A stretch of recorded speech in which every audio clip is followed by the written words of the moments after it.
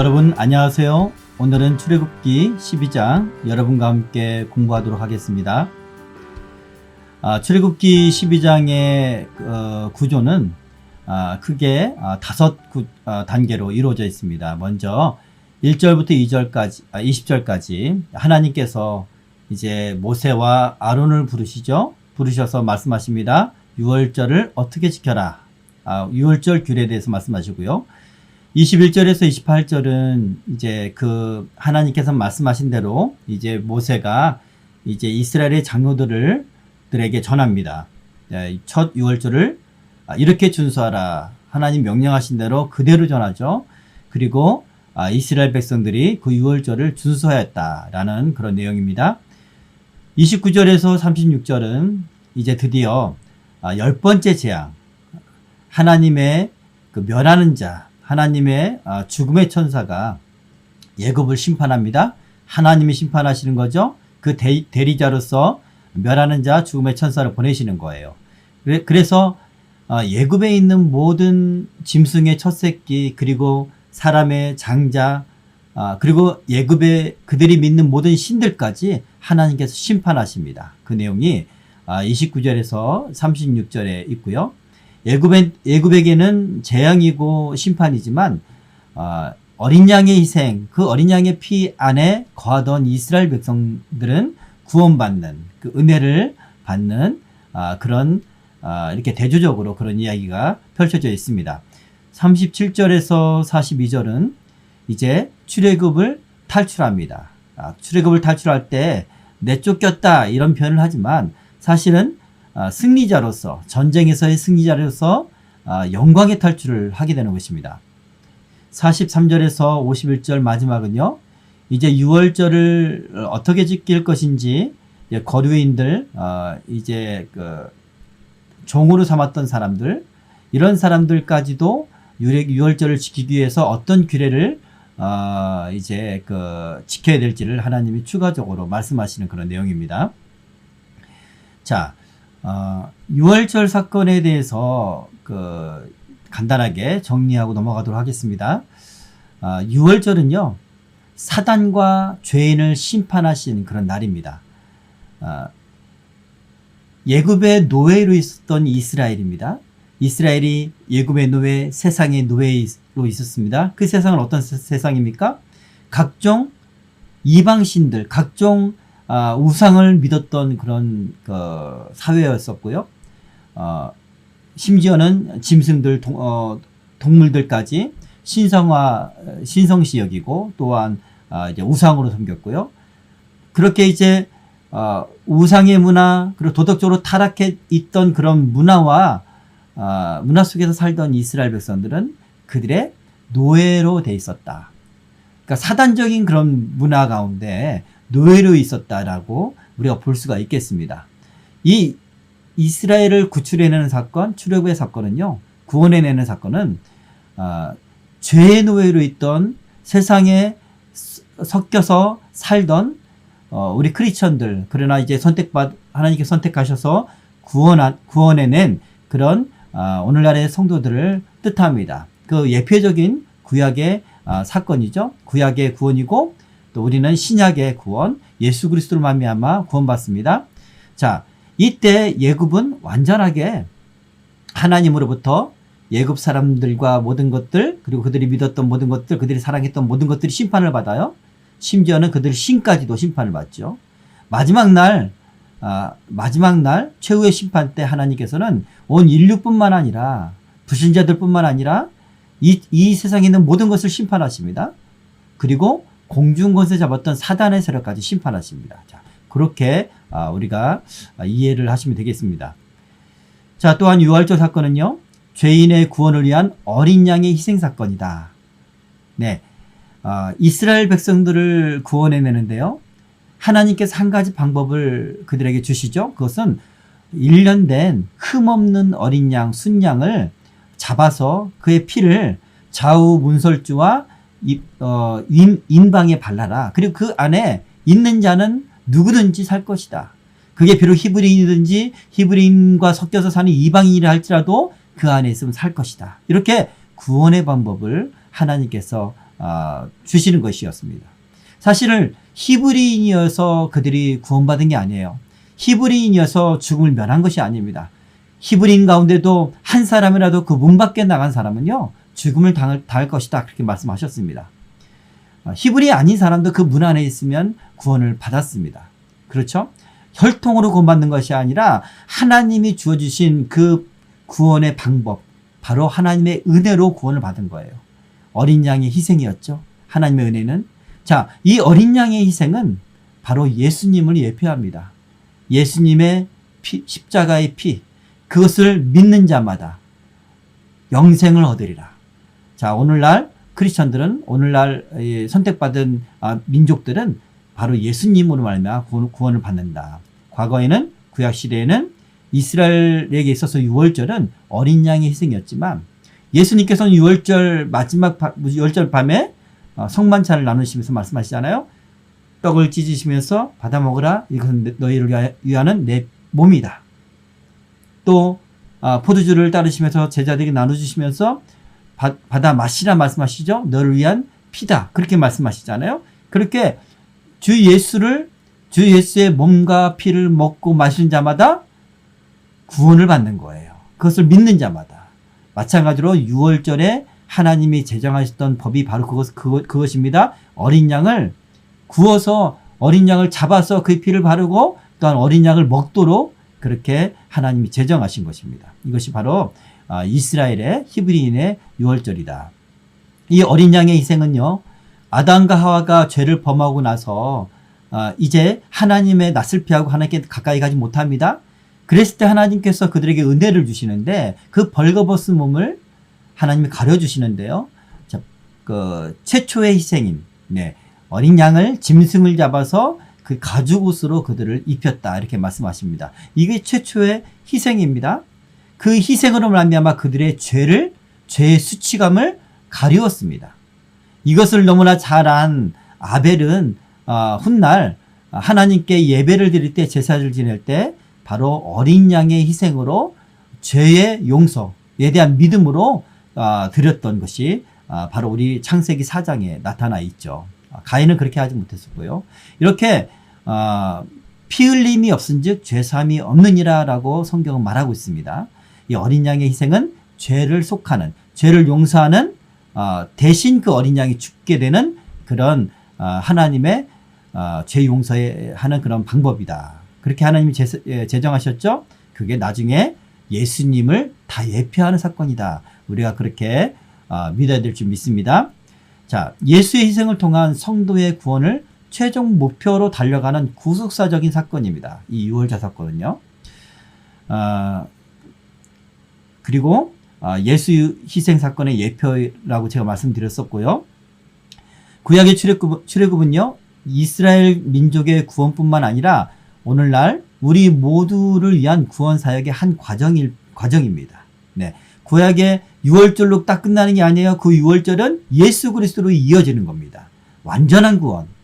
히브리인을 뛰어넘는 완전한 구원. 히브리인은 우리에게 복음을 가져다 주기 위한 하나님의 미리 이미 먼저 선택한 그런 선민이었고요. 그리고 예수를 믿는 성도들은 하나님께서 예수를 통해서 구원받은 선민, 선택받은 그런 백성이다. 그렇게 여러분이 정리하시면 되겠습니다. 예굽 장자 죽음의 역사적인 증거를 말씀드리겠습니다. 당시에는, 이 출애굽 당시에는 애굽 왕이 아멘호텝 2세였어요. 근데 이 아멘호텝 2세의 다음 대를, 왕위를 물려받은 아들이 장자가 아니에요. 장자는 죽고 차남 투트모스 4세가 왕위를 물려받습니다. 투트모스 4세가 이제 광야에서, 이제 그 사막에서 이제 그 광야로 나가서 사냥을 하다가 피곤해서 잠이 들었는데, 그 스핑크스 있죠? 스핑크스 근처에서 잠이 들었다고 합니다. 그때 꿈을 꿨어요. 꿈을 꿔서 이제 내가 왕이 될 것이다. 그런 어떤 꿈을 꿨습니다. 그리고 왕궁으로 달려가보니까 장자가 급사를 한 거예요. 예. 그리고 나서 그 투트모스 4세가 꿈에 등장했던 그 그 우상신, 바로 스핑크스의 얼굴한 신이 감사하면 내 발에 모래가 덮여져 있는데 그걸 치워달라. 예, 그렇게 요구를 했었죠. 이런 이야기가 담겨져 있는 투트모스 4세의 꿈의 비석이 있어요. 자, 이것은 물론 출애굽 역사, 장자의 죽음의 역사를 가리기 위한 여호와 하나님께서 역사하셨던 그 역사를 가리고 자신들의 신의 역사로 그렇게 둔갑시킨, 왜곡시킨 그런 일화이긴 하겠죠. 자, 어쨌든 아메노테 2세 후대로 장자가 왕위를 계승하지 못하고 급사를 하고 차자가 투트모스 4세가 왕위를 계승했다. 자, 이것만 봐도 이 출애굽 장자의 재앙은 역사적인 사건이라는 것을 우리가 잘 알 수가 있습니다. 자, 우리 본문으로 들어가도록 하겠습니다. 먼저 1절에서 20절 6월절 규례에 대한 그 말씀드립니다. 1절에 3절 읽겠습니다. 여호와께서 애굽 땅에서 모세와 아론에게 일러 말씀하시되 이 달을 너희에게 달의 시작 곧 해의 첫 달이 되게 하고 너희는 이스라엘 온 회중에게 말하여 이르라. 이 달 열흘에 너희 각자가 어린 양을 취할지니 각 가족대로 그 식구를 위하여 어린 양을 취하되. 네, 여호와께서 말씀하시되 이렇게 기록하고 있죠. 여호와께서 선포자인 거예요. 모세가 백성들한테 말하지만 그것은 모세의 생각이 아니라 여호와께서 선포하시는 겁니다. 여호와께서 출애굽의 이반자고 실행자이신 거예요. 아론과 모세는 단지 여호와 하나님이 말씀하신 바를 대언한 사람, 심부름꾼에 불과합니다. 여러분, 오늘날 주의 종들은요, 오늘날 말씀을 전하는 사람들, 선지자들은요, 선지자 역할을 하는 사람들은 자신의 말을 전하면 안 됩니다. 설교할 때 하나님 말씀 외에 다른 것을 전하면 안 됩니다. 오직 하나님의 말씀만 전하는 거예요. 대언자입니다. 대언자. 심부름꾼입니다. 이 역할을, 이 본분을 절대로 잊어서는 안 될 것입니다. 자, 곧 해의 첫 달이 되게 하고, 네, 6월절을 해의 첫 달로 하나님이 삼으십니다. 6월절을 기점으로 새로운 원력을 사용하라고 주님께서 명령하시는 거죠. 이스라엘은 원래 민간적인 원력, 즉 가을의 추분으로부터 시작되는, 그러니까 농경 생활의 기반으로 할 때 이 농경 생활을 기반으로 하는 그런 원력이 있잖아요. 그것을 이제 디스리월 또는 에다니멀이라고도 하는데 이 원력을 사용했을 것입니다. 그런데 하나님께서 이제 이스라엘의 달력은, 이스라엘의 이제 그 해는 새롭게 바뀌시는 거예요. 그 첫 해가, 해의 첫 시작이 바로 6월달이 있는 달이 바로 1월달인 거예요. 자, 이것을 해의 첫 달로 하라. 그러니까 한마디로 얘기하면 이것은 이제 농경 생활을 기반으로 한 그런 달력도 아니고 이거는 종교력이에요. 네, 하나님이 제정하신 그런 달력입니다. 자, 1월달을 이스라엘은 아비벌이라고 했습니다. 아비벌은 이삭의 달이라는 그런 뜻인데요. 아비벌이라고 불렀고요. 나중에 유다가 바벨론으로 포로로 끌려갔다가 돌아온 이후로는 아비벌이라고 하지 않고 니산월이라 이렇게 불렀다고 합니다. 같은 뜻입니다. 자, 이 아비벌은 오늘날 양력, 태양력으로 따지면 3월이나 4월쯤. 네. 그래서 우리가 부활절이 있는 그 달이 보통 3월달, 4월달 그렇잖아요. 그죠? 네. 6월절 만찬을 예수님께서 이제 지내시고, 그리고 또 잡히시잖아요. 잡히셨다가 3일 만에 부활하시죠. 예, 바로 그 달인 거예요. 그 달이 아비벌입니다. 자, 각 가족대로 먼저 어린 양을 잡으라, 취하되 이렇게 말씀하십니다. 히브리어에서의 원의미는 염소나 양의 새끼를 말한다고 합니다. 아까 말씀드렸던 것처럼 이 어린 양은 예수 그리스도의 예표다. 요한복음 1장 21절 이렇게 말씀합니다. 이튿날 요한이 예수께서 자기에게 나오심을 보고 이르되 보라, 세상 죄를 지고 가는 하나님의 어린 양이로다. 네, 어린 양입니다. 예수님은. 자, 이 어린 양을 취하는데요. 각 가족대로 그 식구를 위하여 어린 양을 취하라 이렇게 말합니다. 이스라엘 사람들은 2, 3대가 어울려서 한 10명 정도 한 집안에 살았다고 합니다. 그래서 가족 단위로 이제 한 마리의 양을 주로 먹을 수가 있겠죠. 어린 양인 같은 경우는. 또한 가족 단위로 유월절 규례를 지키게 하신 이유가 있어요. 그것은 가족은 운명 공동체이자 신앙 공동체이기 때문에 그래요.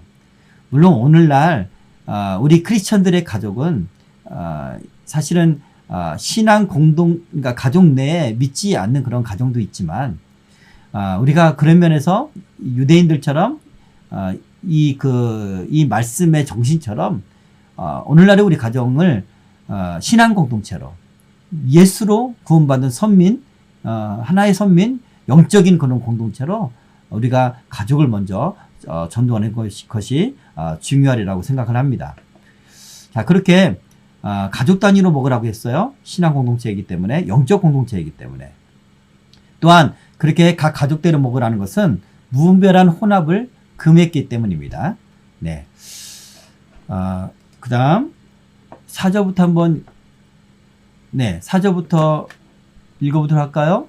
그 어린 양에 대하여 식구가 너무 적으면 그 집의 이웃과 함께 사람 수를 따라서 하나를 취하며 각 사람이 먹을 수 있는 분량에 따라서 너희 어린 양을 계산할 것이며 너희 어린 양은 흠 없고 1년 된 수컷으로 하되 양이나 염소 중에서 취하고 이달 열 나은 날까지 간직하였다가 해질 때 이스라엘 회중이 그 양을 잡고 그 피를 양을 먹을 집 좌우 문설주와 임방에 바르고 사람 수를 따라서 양을 취하라고 말합니다.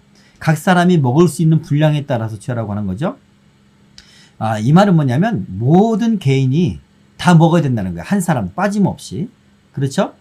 그러니까 결국은 구원은 공동체로서 어떤 구원의 그 은혜에 함께 속하고 그 은혜를 누리지만 결국은 구원은 개인이 구원받는 거예요. 만약에 이 가족 가운데 한 사람이라도 집 밖에 나가면 구원을 받지 못하는 겁니다. 그리고 이 유월절 이 규례에 따라서 이 어린 양을 먹어야 되는 거예요. 이것은 나중에 이제 예수님께서 성만찬을 제정하시잖아요. 그것처럼 예수를 믿는 자는 예수 믿고 구원받은 자는 바로 예수님의 희생을 기념하면서 기억하면서 성만찬 그 외에 떡과 잔을 바로 예수님의 그 살과 피로 인식하며 먹는 것처럼 그렇게 이제 구원받은 사람들은 한 사람도 빠짐없이 먹어야 된다. 그런 이야기입니다. 자, 아침까지 남겨두지 말하려고 이렇게 말씀하시고 있고요. 유월절 양 한 마리에 10사람씩 합하는 그런 관례가 생겼다고 하죠. 10사람씩 유월절 어린 양 1년 된 어린 양입니다. 자, 흠없고 1년 된 수컷을 잡으라 말합니다.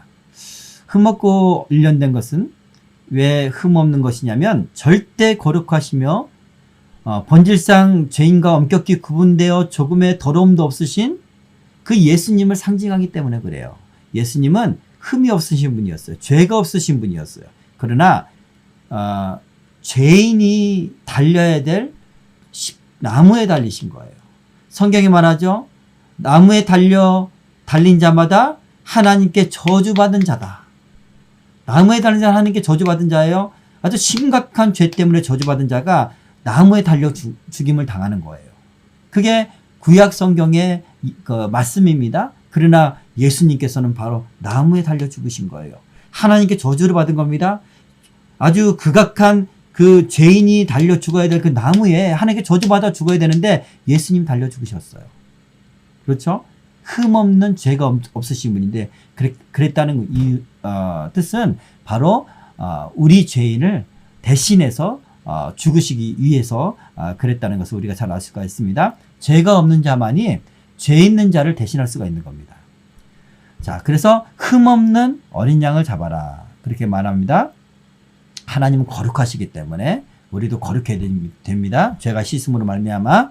자, 성경에는요. 그러나 이제 구약 성경에 보면 하나님으로부터 신앙이 떨어지고 하나님에서 마음이 멀어지고 그랬을 때 이 흠없는 재물을 드리지 않을 때가 많았어요. 그렇죠? 눈먼 것, 저는 것, 병든 것, 상한 것, 지체의 상처를 입은 것, 괴혈병 있는 것, 비루 먹은 것, 이런 것들은 레위기서 22장 22절 보면 죄하라 이렇게 말했는데 말라기서에 보면 바로 이스라엘 백성들이, 유대인들이 그렇게 하나님 앞에 성의 없게 그렇게 믿음 없이 제물을 드렸다, 이런 기록이 남겨져 있습니다.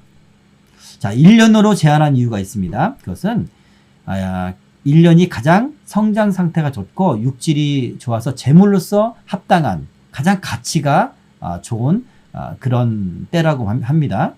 두 번째는 한 가족이 1년 된 크기의 어린 양은 10명이 먹기에 적당한 그런 양이고요. 또 수컷을 잡으라고 하는데요. 각 가정에서 수컷들 가운데 초태생을 죽음의 재앙으로 하나님이 애굽의 그 심판과 재앙을 내리셨잖아요. 초태생이요. 예. 그것을 대신한다는 의미가 강조된 내용입니다. 자, 또한 수컷은 암수 두 개체를 모두 대표하는 그런 대표성이 있다라는 것을 우리가 이해할 수 있겠습니다. 자, 양이나 염소 중에서 취해라 이렇게 말씀합니다. 양 이외에도 염소도 가능해요. 왜냐하면 양을 수유한 사람도 있겠지만 좀 더 집안 형편 좋지 않은 사람들, 가난한 사람은 염소가 있을 수 있잖아요. 그래서 염소도 하나님이 취하라 이렇게 말씀하십니다. 그런데 실제로는 이스라엘에서는 주로 양을 많이 사용했다고 합니다. 왜냐하면 여유 있는 사람들이 부족한 사람들에게 양을 이렇게 무료로 공급해 줬다는 그런 이야기가 있습니다. 자, 열나흘까지 간직하라. 14일까지 간직하였다가 그때 잡으라 이렇게 말씀합니다. 그러니까 1월 14일, 아비벌 14일이 6월절 밤이잖아요. 그러면 1월 10일부터 4일 동안 간직하라 이렇게 말씀하시는 거예요. 제물을, 어린 양을 미리 선택을 해서 간직하라. 왜 그러셨을까요? 그 기간 동안 양의 상태를 또 결격 유무를 잘 검사하고 판정하는 거예요. 그래서 하나님 앞에 정성스럽게 예물을 드리기 위한 거예요. 여러분, 예루살렘에 성전이 있을 때 유대인들은 각 지역으로 각국으로 흩어져 있었잖아요. 그래서 1년에 한 차례 6월절에 어린 양을 자기를 대신할 어린 양을, 그 희생양을 가지고 와서 그렇게 하나님께 예물을 드려야 돼요. 그렇게 준비하는 그 시간 동안, 그 기간 동안 하나님께 나오는 그 시간 동안 무엇을 생각하겠습니까? 바로 자신을 대신할 그 어린 양을 생각하는 거겠죠. 하나님께서 애굽에서 자신들을 구원하신 그 하나님의 은혜를 생각하는 겁니다. 그 6월절의 의미와 은혜를 깨닫는 기간인 거예요. 이 4일은 바로 그런 기간입니다. 또한 해질 때에 하나님께서 이것을 이제 잡으라 이렇게 말씀하시죠. 해질 때에 회중이 그 양을 잡고 이렇게 말씀합니다. 해질 때는요, 원문을 보면 두 저녁 사이란 뜻입니다. 두 저녁 사이. 랍비들은 해가 기울기 시작하는 3시부터 5시를 첫 번째 저녁이라고 불렀다고 합니다. 그리고 해가 지는 시간 6시부터 7시를 두 번째 저녁이라고 생각했어요. 그래서 이 두 저녁 사이, 해질 때 이 두 저녁 사이는 3시부터 6시 사이 또는 6시부터 7시 사이입니다. 오늘날 유대인들은 바로 3시부터 6시 사이쯤으로 생각을 합니다. 보통 한 4시나 5시나 이렇게 되겠죠. 그때가 바로 해질 때. 네, 이때부터 이제 하루가 이제 시작되는 거예요. 자, 이스라엘 회중이 그 양을 잡아라 이렇게 말합니다. 사실 하나님께 제사를 지낼 때는, 하나님께 제물을 드릴 때는 제사장이 그 제물을 잡죠. 그런데 6월절 어린 양, 자신의 죄를 대신할 그 어린 양을 잡을 때는요, 독특하게 회중이 잡아야 돼요. 자신들이 잡아야 되는 거예요. 이것을 꼭 기억하시기 바랍니다. 자, 그리고 피를 바르라 라고 합니다. 자, 피를 바르는 것은 속죄의 행동이에요. 그리고 피를 바를 때 우슬초 묶음을 취하여 피를 바르라고 합니다. 이것은 보통 이제 우슬초 묶음을 취해서 피를 뿌리는 이 행위가 속죄의 의미를 나타내는 데 사용되는 그런 행위였습니다. 자, 이렇게 피를 바르는 것은 멸하는 자로부터, 그러니까 죽음의 천사로부터 구원과 보호받는 일에 대한 그런 표적, 표적으로 삼기 위해서 그렇게 피를 바르는 겁니다. 이런 의식은요, 이제 기원전 1446년 1월 14일, 그러니까 원래의 6월절, 이때만 가정에서 행해졌어요. 이때만 가정에서 이제 어린 양을 잡고, 그리고 가정에서 이렇게 이 좌우 문설주와 인방에다가 피를 발라서 표를 한 거예요. 그런데 그 이후에는 이제 6월절 출애굽했으니까 그 이후에는 성소에서 어린 양을 잡습니다. 누가요? 본인이, 회중이 자신이 잡는 거예요. 그리고 이제 그 피를 바르는 대신 피를 제단에 이렇게 뿌리는 겁니다. 그렇게 해서 죄를 속하는 거예요. 집 좌우 문설주와 인방에 바르는 겁니다. 자, 문설주는 문짝이 이렇게 매달려 있는 그 기둥 있잖아요. 좌우에 있는 그게 이제 문설주고요. 인방은 문설주 위에 가로로 된 나무가 바로 인방입니다. 자, 문지방에 피를 바르지 않은 이유는 뭘까요? 피가 짓밟히는 그런 어떤 것을 잘못을 예방하기 위해서 그랬을 것입니다. 자, 집 안으로 통하는 문은요, 이 문은 집을 대표하는 거예요. 이 문을 통해서 다 가기 때문에. 그렇죠? 그래서 이 문에다가 바르도록 합니다. 자, 1절에서 20절, 1절 20절 계속되고 있습니다. 6월절 규례. 그 밤에 그 고기를 불에 구워 무교병과 쓴나물과 아울러 먹되 날 것으로나 물에 삶아서 먹지 말고 머리와 다리와 내장을 다 불에 구워 먹고 아침까지 남겨두지 말며 아침까지 남은 것은 곧 불사르라. 너희는 그것을 이렇게 먹을지니 허리에 띠를 띠고 발에 신을 신고 손에 지팡이를 잡고 급히 먹어라. 이것이 여호와의 유월절이니라. 네. 자, 어린 양을 먹는데 그 어린 양을 잡는 것뿐만 아니라 먹는데요. 어떻게 먹냐? 조리법은 불에 구워서 먹으라는 겁니다. 자, 삶는 재물보다 굽는 것이 더 간편하고 취식할 수 있죠. 빠르게 할 수가 있고요.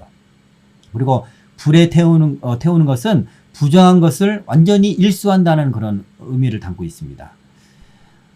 또한 어린 양 전체를 한꺼번에 요리하기가 용이하죠. 뭐 머리를 자르거나 정강이를 자르거나 뼈를 꺾지 않아도 되고요. 자, 뼈를 꺾지 않은 채로 이제 어린 양을 잡아요. 이것은 예수님을 예표하는 겁니다. 예수님께서 십자가에 달려 죽으실 때 운명하신 예수님을 이렇게 이제 내려보니까 뼈를 꺾지 않았다. 다른 사람들은 이제 십자가에 달려서 고통을 당하는 가운데 빨리 죽으라고 뼈를 몽치로 그 로마 병사가 쳐서 꺾거든요. 그럼 이제 죽게 되니까 고통을 면하게 되고 확실한 죽음을 이제 확인할 수가 있는데 예수님은 그 전에 운명하셨어요. 그래서 예수님은 뼈가 꺾이지 않았다. 이것은 바로 이 유월절 어린 양의 뼈를 꺾지 말라라고 하는 그 하나님의 명령, 이것은 예수 그리스도를 예표하기 위한 것이었습니다. 자, 무교병을 뭐라고 합니다? 무교병은요, 누룩을 넣지 않는 발효가 되지 않은 빵을 말합니다. 자, 누룩을 넣으면 그것을 또 발효시켜야 되고 이런 시간들이 필요하잖아요. 그래서 출애굽 당시에는 아주 급박한 상황이에요. 유월절 밤에 죽음의 재앙이 있고요. 그리고 서둘러서 그 고기와 또한 그 누룩이 없는 그 무교병을 먹고 쓴나물을 먹고 그리고 빨리 언제 나가라 할지 모르니까 출발할 준비가 돼 있어야 돼요. 그런 급박한 상황이기 때문에 이 발효되지 않은 빵, 누룩이 없는 빵을 먹으라 그렇게 말씀하셨습니다. 누룩은 상징적인 의미가 있죠. 도덕적이고 종교적인 부패를 상징합니다. 그런 물질이에요. 그래서 이스라엘의 대부분의 제사를 드릴 때 이 누룩은 제외가 됐다고 합니다. 자, 쓴나물을 또 먹으라고 합니다. 쓴맛을 가진 여러 종류의 나물들을 말하는데요. 예를 들어서 뭐 피크리스, 야생 양상치죠. 또 세리스, 그리고 키코리온, 이것도 다 야생 꽃상치들인데 이것들을 먹으라고 했습니다. 이 쓴나물을 먹으라고 하신 이유는 예굽에서 살았던 그 쓰디쓴 그런 고난들, 그 인생의 고충, 그 노예로 있던 그 시절, 죄인으로 살던 그 시절을 기억하라 라는 의미로 쓴나물을 먹으라고 하나님이 말씀하십니다. 이제 양을 먹을 때는 날것으로나 물에 삶아서 먹지 말라 이렇게 말씀하시고요.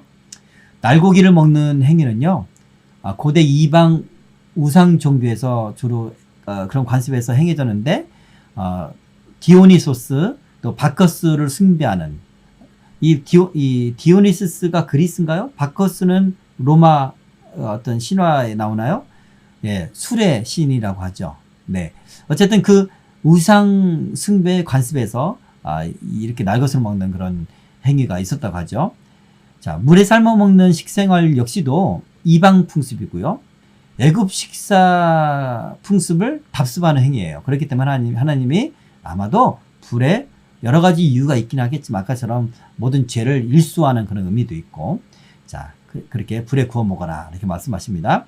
유월절 의식에는 이방 풍습을 완전히 배제하도록 하나님 명령하셨다. 우리가 그렇게 기억하면 되겠습니다. 자, 먹되 아침까지 남겨두지 말라 말씀하시죠. 거룩한 음식이기 때문에 더럽혀질 우려가 있어요. 그래서 아침까지 남기지 말라 이렇게 말합니다.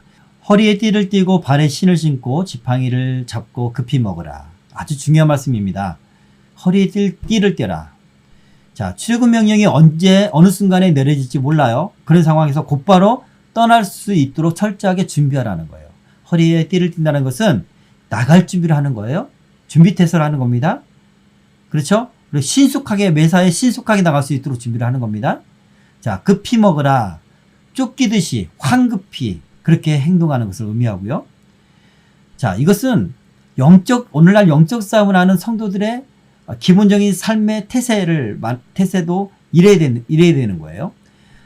사단은 믿지 않는 사람들을 공격하지 않아요. 믿지 않는 사람들은 그들이 원하는 어떤 구원받지 못한 삶을 살고 있으니까 구원받은 백성들을 사단은 공격하는데, 에베소서 말씀 보니까 불화살을 쏘고 불화살이 날아오는 것처럼 그렇게 묘사를 합니다. 그래서 전신갑주를 입으라 그렇게 말씀하고 있죠. 네, 그렇게 크리스천들은요 언제나 영적 싸움을 해야 됩니다. 영적 싸움에 대비 태세가 되어 있어야 되고 훈련이 되어 있어야 돼요. 그래서 이제 전신갑주를 취해야 된다라는 것을 여러분에게 꼭 말씀드리고 싶습니다. 또한 예수님께서 말씀하셨죠. 예수님께서 이 땅에 다시 재림하시는데 그때가 언제인지는 알지 못한다. 그러나 도둑같이 오리라 그렇게 말씀하셔요. 도둑같이 언제 올지 모르나 갑자기 오실 수 있다는 그런 말씀이죠. 그러니까 너희들은 허리에 띠를 띠고 등불을 켜고 서 있으라. 그렇게 누가복음 12장 35절에 말씀하고 있어요. 허리에 띠를 띠고 등불을 켜고 서 있으라. 예수님 오시면 문을 열어줄 수 있고, 예수님 오시면 그분을 맞이하며 그분을 섬길 수 있는 그런 준비 태세가 되어 있으라. 깨어 있으라. 그렇게 성경은 우리에게 경고하고 있습니다. 오늘날 이 당시 유월절을 맞이하는 그 유월절 밤에 이스라엘 백성도 그런 준비 태세로 되어 있어야 된다는 것입니다. 자, 이날은 바로 여호와의 유월절입니다. 유월절은 페스아브, 히브리어는 그렇게 읽는데 뜻은요 지나가다, 또 아끼다, 뛴다, 넘어가다 라는 그런 뜻입니다. 내가 그 비를 유월절 그 양의 비를 볼 때에 내가 너를 넘어가리라, 이런 찬양이 있죠. 네, 바로 하나님이 보낸 그 천사, 죽음, 재앙을 심판하는 천사가 어린 양의 피를 보면 넘어간다. 그런 의미로 유월절이라는 이제 용어가 나왔죠. 자, 어린 양의 피로 인해 하나님의 심판의 재앙이 넘어갔다라는 의미고요. 유월절은요, 구약 시대에는 이스라엘에게는 유월절이지만 우리 신약 성도들에게는 바로 성만찬. 네. 그리고 나중에 재림 때 어린 양의 혼인잔치, 이것이 예표되는 그런 사건입니다. 이 유월절 사건이요. 자, 12절부터 읽도록 하겠습니다. 내가 그 밤에 애굽 땅에 두루 다니며 사람이나 짐승을 막론하고 애굽 땅에 있는 모든 처음 난 것을 다 치고 애굽의 모든 신을 내가 심판하리라. 나는 여호와라. 내가 애굽 땅을 칠 때에 그 피가 너희가 사는 집에 있어서 너희를 위하여 표적이 될지라. 내가 피를 볼 때에 너희를 넘어가리니 재앙이 너희에게 내려 멸하지 아니하리라. 너희는 이 날을 기념하여 여호와의 절기를 삼아 영원한 규례로 대대로 지킬지니라. 네. 자, 처음 난 것을 다 치고 애굽의 모든 신을 내가 심판하리라 말합니다. 처음 난 것은 짐승의 처음 난 것뿐만 아니라 사람의 처음 난 것. 네. 그리고 애굽의 모든 신을 심판한다. 아주 중요한 내용입니다. 마지막 날 하나님께서 모든 불신자들 이 세상을 심판하실 뿐만 아니라 공중 것에 잡은 그 영적 세력 사단의 그런 세력도 완전하게 심판하신다라는 것을 우리가 잘 알 수가 있습니다. 자, 애굽 사람들은 그 양의 신, 또 염소신, 고양이신, 황소신 이런 것들을 믿었어요. 양의 신은 크넵, 염소신은 크햄, 고양이신은 파시트, 황소신은 아피스라고 그렇게 부르죠. 네. 그리고 특별히 애굽 사람들은 애완동물을 그렇게 사랑을 했다고 합니다. 그래서 이 애완동물의 첫 새끼도 다 죽임을 당했잖아요. 근데 그들이 애착하고 사랑하는 것들, 귀중하게 생각하는 것들, 또한 그들의 경제적인 어떤 이 재산이 됐던 그런 가축들을 하나님 다 재앙을 내리셨다, 심판하셨다, 그런 내용입니다. 자, 하나님은 사람과 모든 신들을 심판하시는 심판주이신 여호와이십니다. 이것을 우리가 꼭 기억해야 될 줄 믿습니다. 자, 이것이 표적이 됩니다. 자, 여기서 표적은 히브리어로 오트인데요. 신호, 표시, 깃발이란 뜻이라고 합니다. 자, 이것은 이제 이 표적은 훗날 종말 때 요한계시록에 보면 하나님께서 이 땅에 재앙을 내리실 때 구원받는 자의 이마에 인칠 때까지 기다리라 라고 그렇게 말씀하시죠.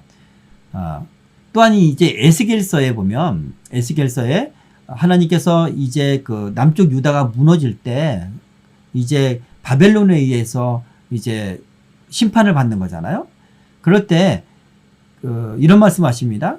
여호와께서 이르시되 너는 예루살렘 성읍 중에 순행하여 그 가운데 행하는 모든 가증한 일로 말미암아 탄식하며 우는 자의 이마에 표를 그리라 하시고, 그러니까 예루살렘 성읍에서, 예루살렘 특별히 성전에서 우상을 숭배하고 우상의 제단을 쌓고 또 이 장로들도 그렇고 여인들도 그렇고 전부 우상을 숭배하는 그런 것을 보면서 여호와 하나님을 믿는 신실한 사람들은 탄식하며 울었다는 거예요.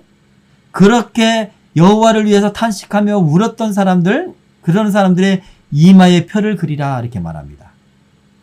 그들에 대하여 내가 내 귀에 이르시되 너희는 그를 따라 성읍 중에 다니며 불쌍히 여기지 말며 긍휼히 베풀지 말고 쳐서 늙은 자와 젊은 자와 처녀와 어린이와 여자를 다 죽이되 이마에 표 있는 자에게는 가까이 하지 말라 이렇게 말합니다. 그렇죠? 이마에 표 있는 자를 하나님이 구원하시고 구원할 자를 표를 주시는 거예요. 하나님이. 그게 이제 유다가 멸망당할 때 이렇게 에스겔의 환상을 통해서 있었던 그런 이야기입니다. 뿐만 아니라 요한계시록 7장 3절을 보면요.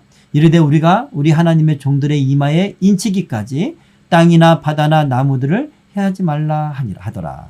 하나님은 그를 사랑하는 자, 그를 믿는 자, 그 백성들을 구원하시기 위하여 이렇게 어린 양의 피, 6월절의 어린 양의 피를 표를 삼아서 재앙의 그 심판의 천사가 지나갈 때 그 표를 보고 넘어간다는 그런 이야기입니다.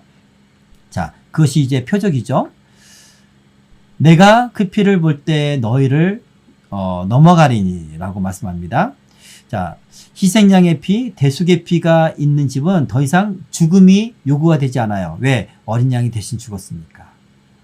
예수님이 대신 나를 위하여 죽으심을 믿는 자에게는 더 이상 죄로 인한 죽음이 필요치가 않아요. 그렇죠? 네. 예수님의 피 흘림을 의뢰하는 자는 그렇게 생명을, 구원을 얻을 수 있다는 것을 우리가 잘 알게 됩니다. 자, 이날을 기념하라 이렇게 말씀하십니다. 자, 기억하고 지키라 라는 명령입니다. 이것은 여호와의 절기고 영원히 변하지 않는 규례다. 네.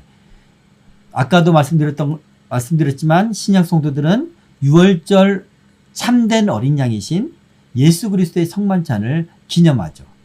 누가복음 22장 19절에 또 떡을 가져 감사하기도 하시고 예수님께서 떼어 그들에게 주시며 이르시되 이것은 너희를 위하여 주는 내 몸이라 너희가 이를 행하여 나를 기념하라 하고, 그래서 구원받은 성도들은 반드시 성만찬에 참여를 해야 돼요.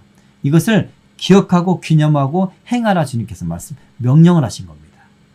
자, 성만찬에 그런 은혜가 할 때마다, 그 성만찬 할 때마다 예수님의 십자가의 의미를 우리가 기억하는 저와 여러분이 되길 바랍니다. 자, 15절부터 17절 읽겠습니다. 너희는 이래 동안 무교병을 먹을지니 그 첫날의 누룩을 너희 집에서 제하라. 무릇 첫날부터 일곱째 날까지 유교병을 먹는 자는 이스라엘에서 끊어지리라. 너희에게 첫날에도 성회요 일곱째 날에도 성회가 되리니 너희는 이 두 날에는 아무 일도 하지 말고 각자의 먹을 것만 갖출 것이니라. 너희는 무교절을 지키라. 이 날에 내가 너희 군대를 애굽 땅에서 인도하여 내었음이니라. 그러므로 너희가 영원한 규례로 삼아 대대로 이 날을 지킬지니라. 네. 자, 이제는 1회 동안 해야 될 그런 명절에 대한 이야기인데, 이것을 바로 6월절과 이어지는 무교절을 말합니다. 네, 이스라엘의 아주 중요한 명절이죠. 네, 이것을 바로 무교절인데, 무교병을 먹었기 때문에 무교절인 거예요. 1회 동안 행해지는데, 아비벌 14일, 그러니까 6월절 저녁 식사 시간 이후부터 21일까지 7일 동안, 21일 저녁까지 7일 동안 시간이 바로 무교절이라고 우리가 꼭 기억을 해야 되겠습니다. 자, 유교병을 먹는 자는 이스라엘에서 끊어지리라. 자, 앞서 말씀드린 것처럼 누룩은 도덕적이고 종교적인 부패를 상징한다 라고 말씀드렸고요. 이렇게 하나님께서 명령하셨음에도 불구하고 고의적으로 그것을 어기는 사람, 알고 있음에도 어겨서 이제 누룩 있는 빵을, 나는 그것이 좋으니까 맛이 있잖아요. 무교병은 맛이 없고, 그러니까 이제 좋은 것을 먹으려고 할 거 아니에요. 그렇게 하나님의 말씀을 가볍게 여겨서 어기는 사람은 이제 이스라엘에서 완전히 끊어지리라, 그렇게 말씀하고 있습니다. 이것은 우리한테 시사하는 그런 바가 큽니다.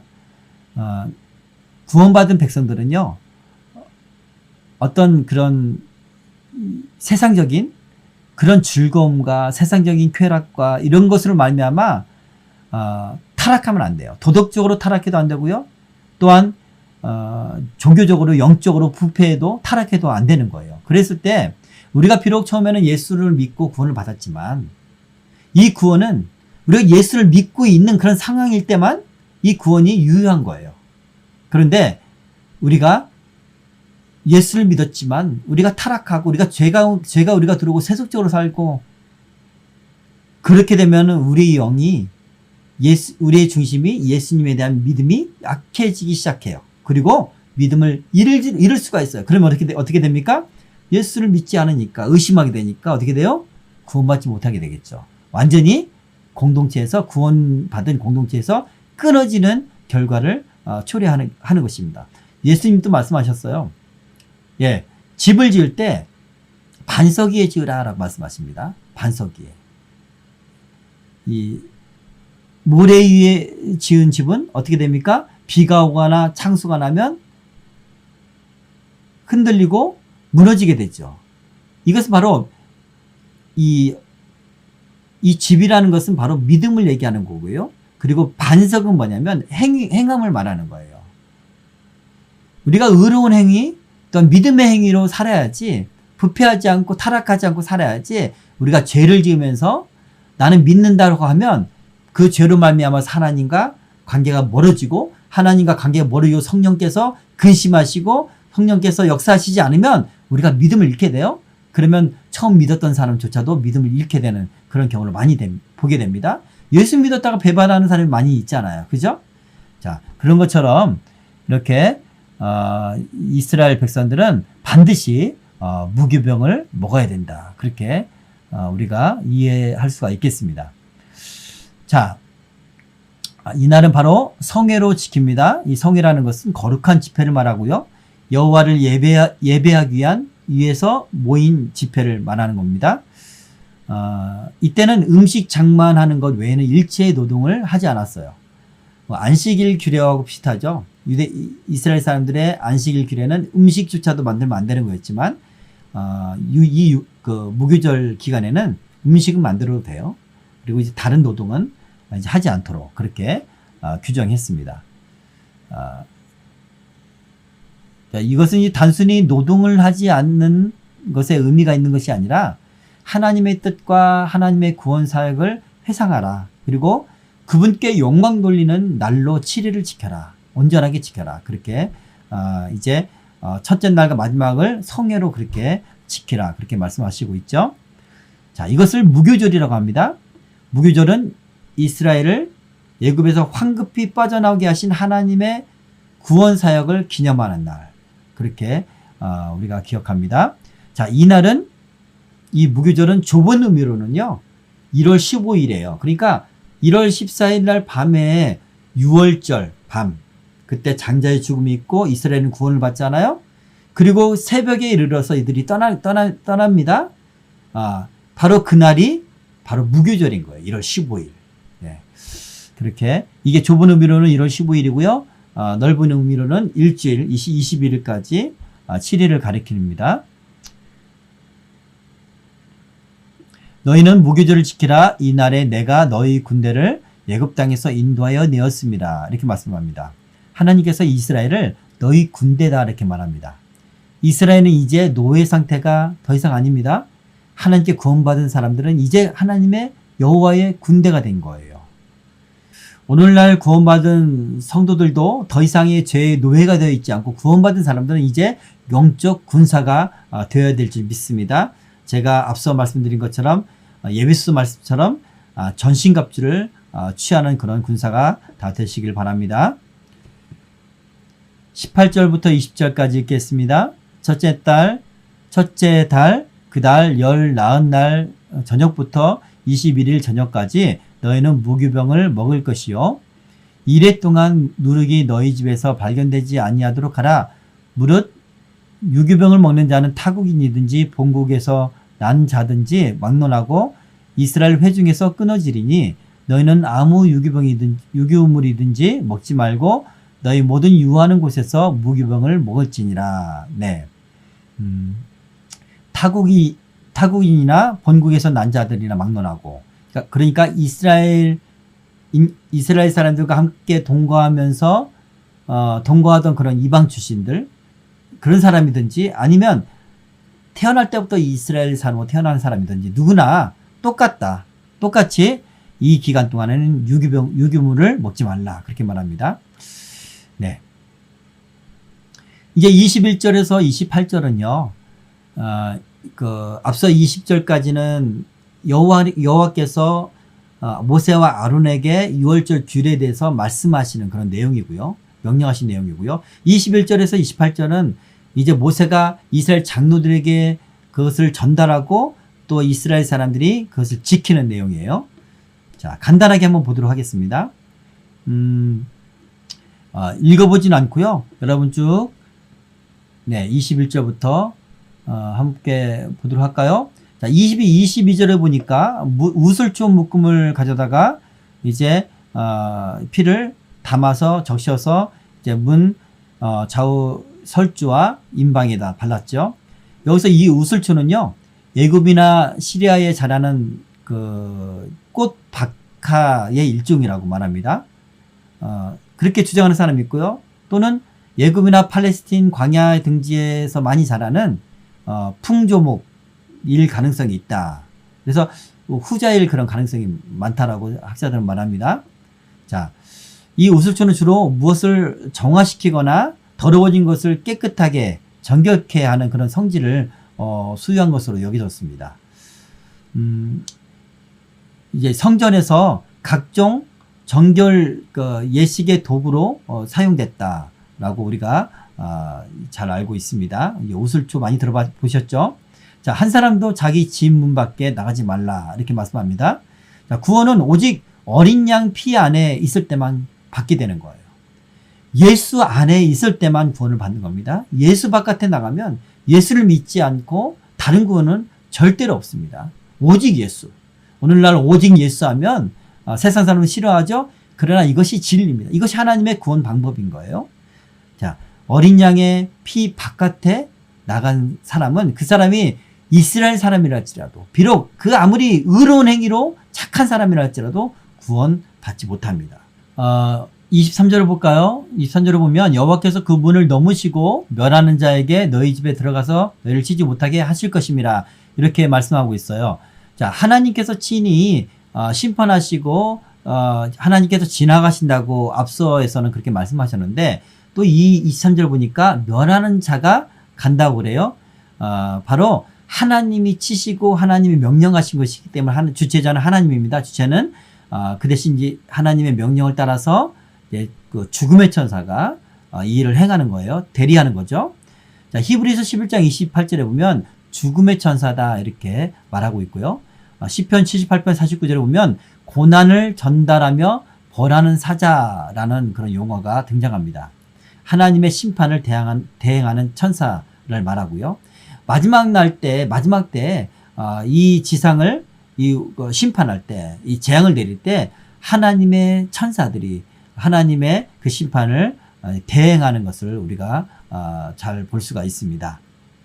자, 26절을 볼까요? 이후에 너희의 자녀가 묻기를 이 예식이 무슨 뜻이냐 하거든. 네, 이 예식이 무슨 뜻이냐 하거든. 자, 이 구절을 보면 이제 유월절 규례를 대대로 시행해야 될 이유가 바로 여기 있습니다. 유월절을 영원히 끊이지 않고 계속해서 이스라엘 백성들은 시행을 해야 되는 이유는 뭐냐면 유월절을 시행함으로 인해서 그 자손들이 이 뜻이 무엇입니까? 왜 우리가 무교절을 먹어요? 왜 순나물을 먹어요? 왜 어린 양을 이렇게 먹는 거예요? 라고 했을 때 하나님이 출애굽 역사 속에서 이스라엘 백성을 구원했던 그 하나님의 은혜, 그 구원의 역사를 설명하게 돼 있어요. 그렇죠? 그렇게 신앙을 전수시키기 위해서 하나님이 대대로 이렇게 유월절을 행하라 하나님 명령하시는 것입니다. 자, 29절부터 36절 내용은요. 이제 장자 죽음의 재앙이 이제 실제로 실현되고요. 또한 반대로 이스라엘 백성들은 어린 양의 희생으로 구원받는 그런 내용이고요. 여러분 읽지는 않겠지만 여러분 한번 중요한 구절만 한번 보도록 하겠습니다. 옥에 갇힌 사람의 장자, 바로의 장자로부터 29절 보니까 옥에 갇힌 사람의 장자까지. 지난번에는 11장에 보면 맷돌 뒤에 있는 여종의 장자라고 했죠. 가장 비천한, 가장 보잘것없는 그런 가정을 말합니다. 가장 높은 사람, 귀한 사람부터 보잘것없는 모든 사람들이 다 심판을 받는다라는 것입니다.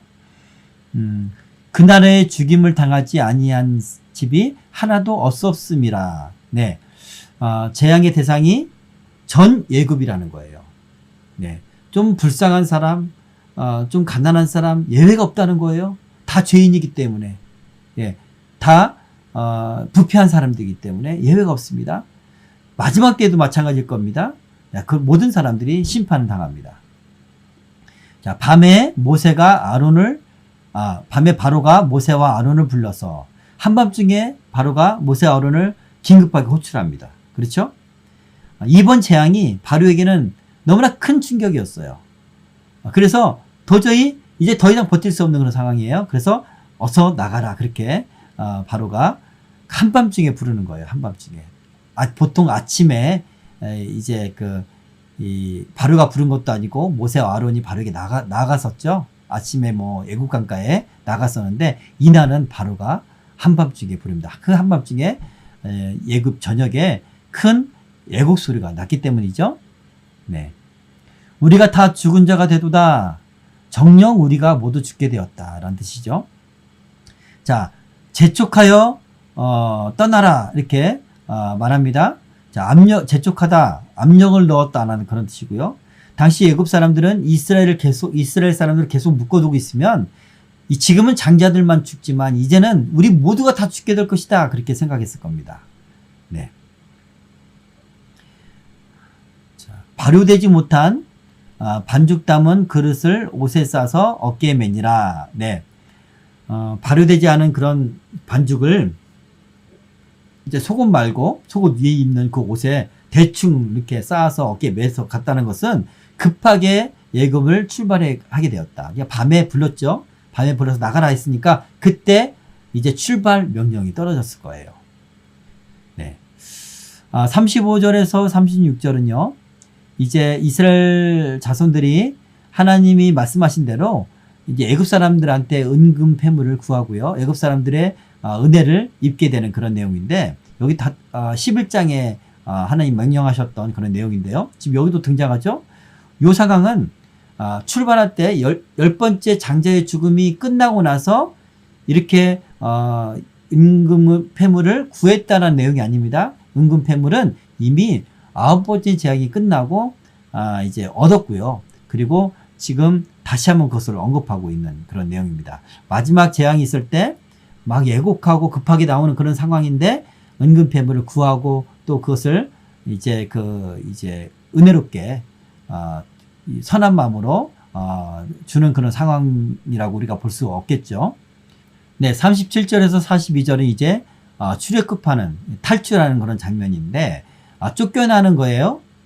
그러나 그 쫓겨남은 영적인 싸움에서 여호와 하나님께서 싸우셔서 이긴 거예요. 그래서 그 백성은 영광에 탈출하는 겁니다.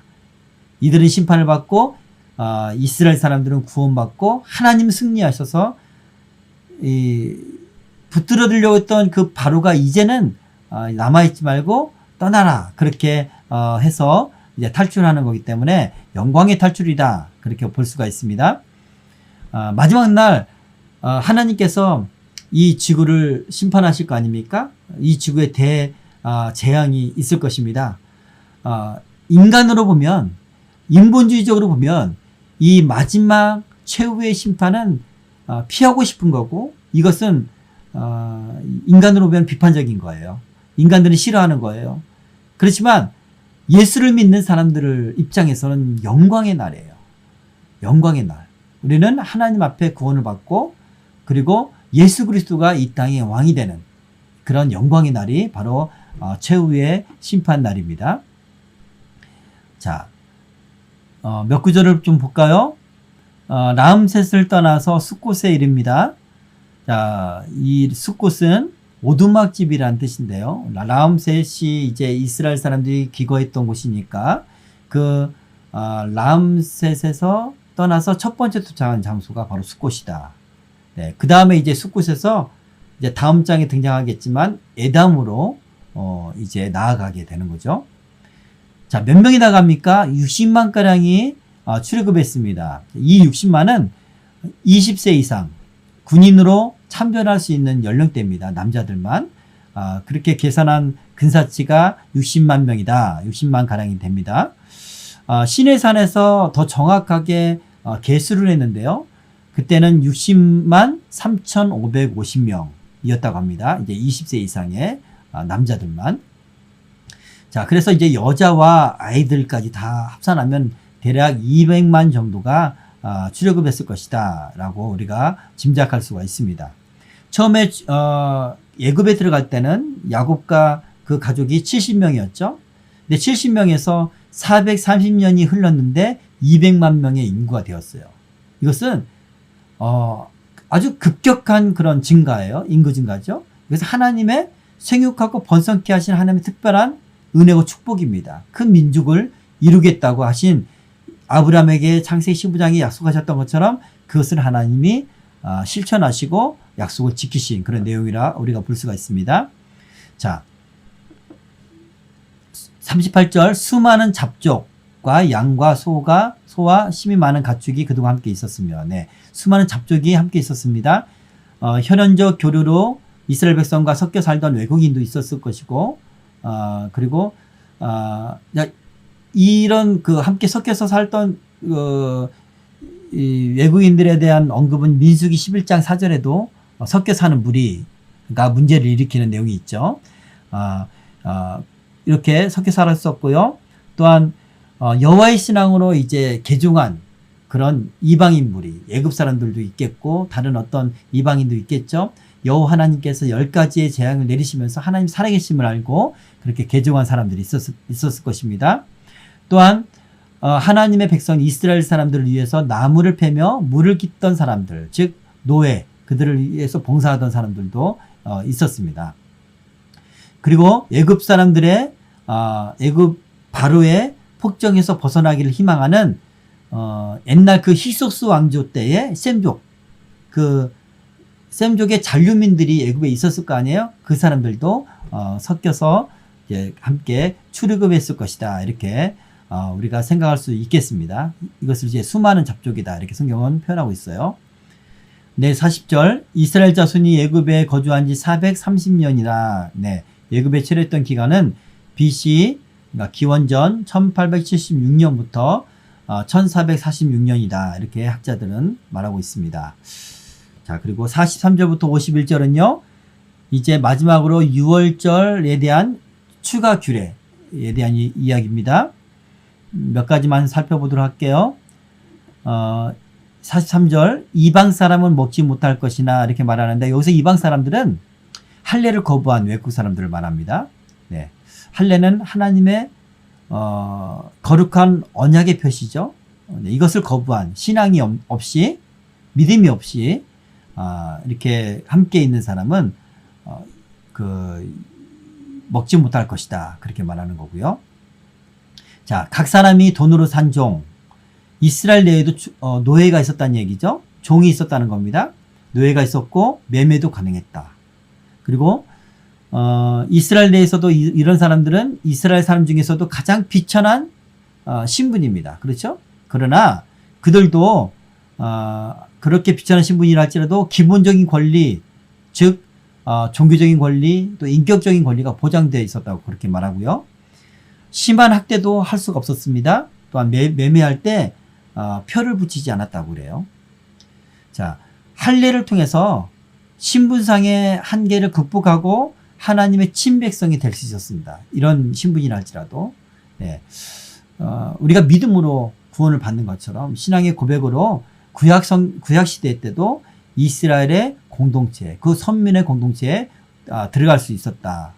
그렇게 우리가 알 수가 있습니다. 자, 한 집에서 먹되, 전 이스라엘 백성들이 하나님의 택함 받은 거룩한 공동체임을 깨닫게 할 목적으로 한 집에서 먹어라. 그렇게 말씀하고 있고요. 46절, 뼈도 꺾지 말지며, 네, 양을 뼈도 꺾지 말라. 이렇게 말하고 있죠. 이것은 그리스도의 예표라고 제가 말씀드렸고요. 요한복음 20장 33절에 예수께 이르러서는 이미 죽으신 것을 보고 다리를 꺾지 아니하고 이렇게 기록되어 있습니다. 네. 이스라엘 회중이 다 이것을 지킬지니라. 47절 이렇게 말씀하고 있습니다.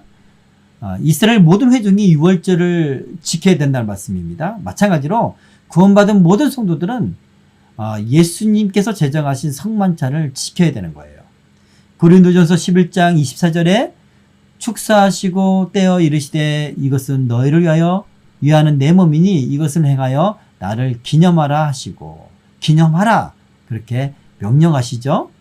네, 유월절처럼 우리도 믿는 사람들은 성만찬을 반드시 지켜야 됩니다. 자,